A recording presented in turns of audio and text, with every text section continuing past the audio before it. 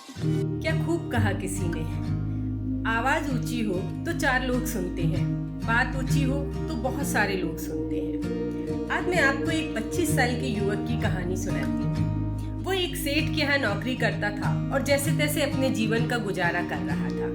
इधर कुछ दिनों से उसे रात में ऐसा महसूस होता था कि उसका पेट नहीं भर रहा है। वो भी बड़ा परेशान था। एक दिन वो सेठ के यहाँ से लौटा, उसने अपनी जल्दी जल्दी 4 चपातियाँ सेकी और वो नहाने के लिए चला गया। जब वो लौट के आया तो उसने देखा कि उसने 4 चपातियाँ बनाई थी, लेकिन उसमें तो 3 ही बची हैं। तब उसे समझ में आया कि यार मेरी एक चपाती कम हो जाती है, इस कारण से मेरा पेट नहीं भरता है। अगले दिन उसने निश्चय किया कि वह ये देखेगा कि आखिर उसकी वो 4 चपाती में से एक चपाती जाती कहाँ है।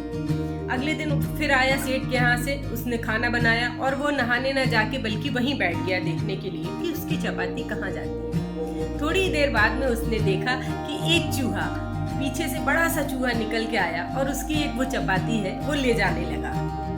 उसने उस चूहे को वहीं पकड़ लिया और रोका। उसने कहा, ठहरो भाई ठहरो, तुम मेरी ये चपाती लेके क्यों जा रहे हो? मैं तो जैसे तैसे रूखा सूखा बना के खा के अपना पेट भरता हूँ, मेरे पास इतना पैसा भी नहीं कि मैं तुम्हें आगे और कुछ दे पाऊँ, इसलिए तुम मेरी ये रोटी मत ले जाओ। वो कहने लगा कि ठीक है, अगर तुम्हें अपने जीवन में आए हुए जो दुख है उनसे छुटकारा पाना है तो तुम गौतम बुद्ध के पास जाओ। तुम वहाँ जाओगे तो तुम्हें हर चीज़ से छुटकारा मिल जाएगा। उसे उस चूहे की बात ठीक लगी। अगले दिन ही वो दौड़ के सेठ के पास गया और उसने सेठ से बोला कि मुझे 3-4 दिनों की छुट्टी चाहिए है। सेठ से छुट्टी लेके वो चल दिया आगे गौतम बुद्ध की तलाश में। पूरा दिन चलते चलते रात हो गई, अंधेरा हो गया तो वह एक घने जंगल में पहुंचा। उसने कहा अब तो रात में रुकना पड़ेगा। वो कहाँ जाए? तभी उसे वहाँ पे एक हवेली दिखाई दी। उसने कहा मैं इसी में आश्रय ढूंढता हूँ और आज रात यहीं रुकता हूँ। वो हवेली में गया, उसने खटखटाया। अंदर से एक संभ्रांत महिला बाहर निकली। उसने हाथ जोड़कर नमस्कार किया और बोला कि क्या मैं आज की रात आपके यहाँ ठहर सकता हूँ? मैं गौतम बुद्ध की तलाश में जा रहा हूँ। उन्होंने जैसे ही गौतम बुद्ध का नाम सुना बड़ी खुश हो गई। उन्होंने कहा, हाँ आओ, यदि तुम उनके पास जा रहे हो तो मेरा भी एक बहुत प्रश्न है जिसके कारण मैं बहुत दुखी हूँ, वो उनके चरणों में रख देना। उसने कहा क्या है? बोले मेरी एक 20 साल की बेटी है जो जन्म से ही ना बोल पाती है ना ही सुन पाती है। बस उनसे ये पूछना कि हे प्रभु, मेरी ये बेटी कब बोलेगी और कब सुनेगी, कब मुझे इस दुख से छुटकारा मिलेगा। उसने कहा ठीक है, क्योंकि उन्होंने उसे आसरा दिया था और सुबह आगे का रास्ता बताया। वो खुशी खुशी चल दिया। थोड़ी ही दूर गया तो एक बहुत ऊंची बर्फ की पहाड़ी मिली और वहां पर एक जादूगर बैठा तपस्या कर रहा था 1000 वर्ष से, और स्वर्ग में जाने के लिए वो मार्ग ढूंढ रहा था। वो उसके पास गया तो उसने पूछा कि मुझे गौतम बुद्ध के पास आगे जाना है, आप रास्ता बताएंगे? जादूगर बोला, बहुत अच्छी बात है, तुम उनके पास जा रहे हो ना, मेरा एक प्रश्न लिए जाना। मैं 1000 वर्ष से तपस्या कर रहा हूँ कि मुझे स्वर्ग में जाना है, लेकिन मैं जा नहीं पा रहा, क्या बात है, मुझसे कहाँ कमी हो रही है? उसने कहा ठीक है, और फिर जादूगर ने अपनी जादू की छड़ी घुमाई और उसको वो बर्फीला पहाड़ जो है वो पार करवा दिया और आगे वो एक बहुत सुंदर नदी और बहुत सुंदर दृश्य के सामने पहुंच गया। सामने बड़ी सुंदर नदी बह रही थी, लेकिन नदी में बहुत पानी था, पानी का बहाव बहुत तेज था। युवक को तैरना नहीं आता था। उसने कहा अब क्या करें?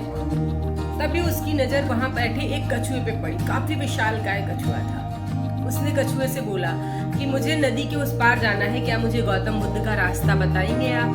कछुआ बोला, हाँ हाँ बताएंगे।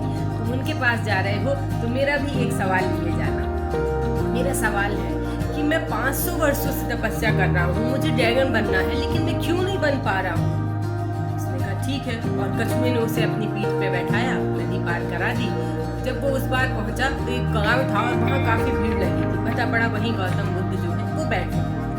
वो भी खुशी खुशी उस लाइन में लग गया कि अब मेरा नंबर आएगा और मैं उनसे अपने दुख सारे बता के उस दुख से जो है छुटकारा प्राप्त कर लूंगा। जैसे ही उसका नंबर आया, उससे गौतम बुद्ध ने कहा कि तुम सिर्फ 3 प्रश्न पूछ सकते हो। पहले भी लोगों ने बताया था, उन्होंने भी बताया तुम सिर्फ 3 प्रश्न पूछ सकते हो, इससे ज्यादा नहीं।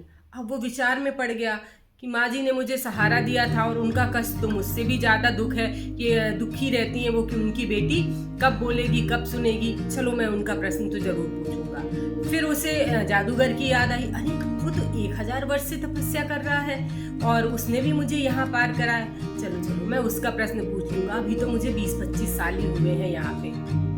फिर उसे कछुआ की याद आई, वो तो 500 सालों से तपस्या कर रहा है, क्या बात है। उसने कहा मैं कछुए का प्रश्न भी पूछूंगा। चलो ठीक है, मेरा जीवन तो जैसे निकल रहा है निकल ही जाएगा। ठीक है, अभी 25 साल हुए, थोड़ी और मेहनत करूंगा, अकेला हूँ, थोड़ा कुछ करके अपना जीवन यापन कर लूंगा, लेकिन मैं इन लोगों के प्रश्न पूछ लेता हूँ।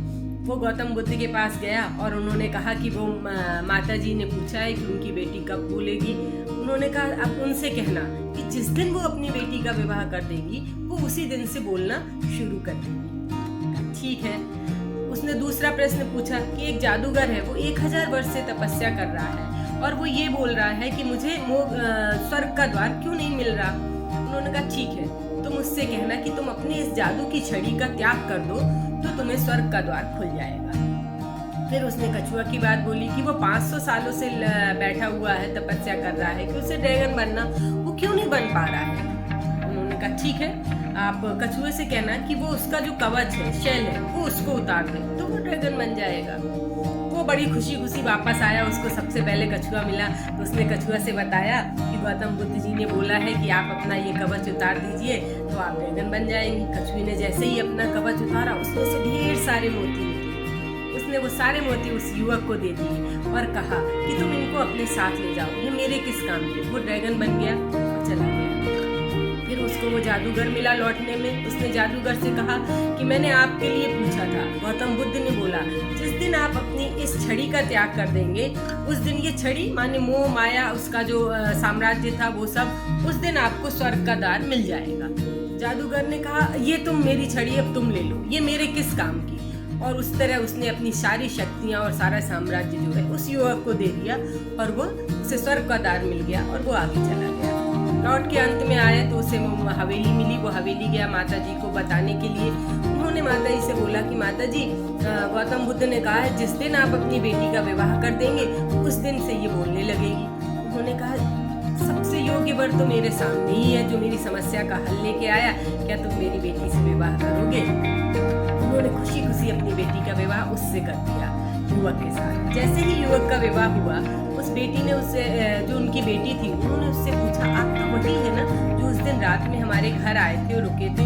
अर्थात उसने बोलना शुरू कर दिया। युवक को सब कुछ प्राप्त हो गया। छोटी सी कहानी थी लेकिन बहुत कुछ कह गई।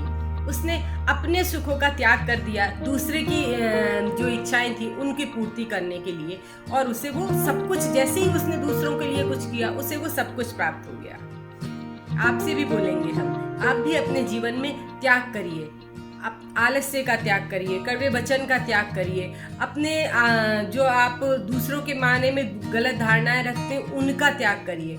आप देखिए आप जीवन में बहुत कुछ प्राप्त कर लेंगे। बस इतना ही बोलूँगी मैं आपसे कि रोज सुबह एक छोटा सा लक्ष्य बनाइए और उसको प्राप्त करने में सारा दिन लगा दीजिए। आप देखेंगे धीरे धीरे आपका जीवन बदलने लगेगा। फिर मिलेंगे एक नई सोच, एक नई कहानी के साथ। मैं नीलम।